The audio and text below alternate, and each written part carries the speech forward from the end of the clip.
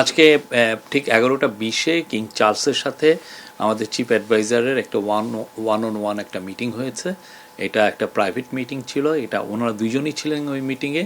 এবং সেই মিটিংয়ে বাংলাদেশের যে যে যেই একটা বড় রকমের একটা যে ট্রানজিশন হচ্ছে সেগুলো নিয়ে কথা হয়েছে।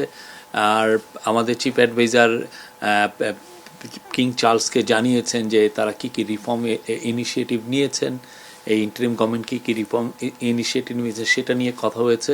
এবং কিং চার্লস যেহেতু প্রফেসর ইউনুসকে অনেক দিন থেকে চিনেন, তো সেই জন্য তাদের অনেক পুরনো অনেক ধরনের আলাপ হয়েছে। এটা 30 মিনিটসের মিটিং ছিল এবং খুবই সৌহার্দ্যপূর্ণ একটা মিটিং।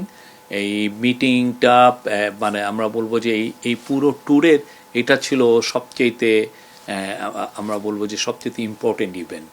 এবং আজকে এই মিটিংয়ে পরে উনি, এটা 11:50-এ মিটিংটা শেষ হয়ে যায়, উনি ফিরে এসছেন। উনি আবার বিকেলের দিকে আবার বাকিংহাম প্যালেসে যাবেন। তখন কিং চার্লস তাকে যে কিং চার্লস III হারমোনি অ্যাওয়ার্ডটা দিবেন। এই অ্যাওয়ার্ডটা একটা রেয়ার অনার ওনার জন্য। বাংলাদেশের কনটেক্সটে এই সময়ে এইটা একটা বড় স্বীকৃতি, বাংলাদেশের মানুষ পুরো বাংলাদেশের জন্য এটা একটা বড় অনার। এটা খুবই ইম্পর্টেন্ট একটা মিটিং বাংলাদেশের জন্য, বাংলাদেশের সামনের পলিটিক্যাল বাস্তবতার জন্য। পলিটিক্যাল যে আমরা আগামীতে দেখছেন যে ইলেকশনের একটা ডেট দেওয়া হয়েছে এপ্রিলে, মিটিংটা খুবই ইম্পর্টেন্ট।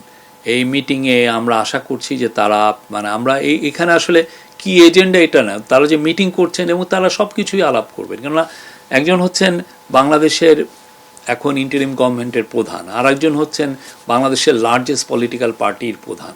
তো তারা দুইজনের মধ্যে আলোচনা হবে এবং তারা অনেকগুলো সব কিছু নিয়ে আলোচনা করবেন এটা। এবং এটার প্রস্তুতি হিসেবে আজকে বিএনপির তরফ থেকে একজন অফিসিয়ালও এসেছিলেন, আমাদের সাথে উনি কথাও হয়েছে তাদের সাথে। তো কালকে আমরা আশা করছি যে 9টার মধ্যেই ওনারা আসবেন।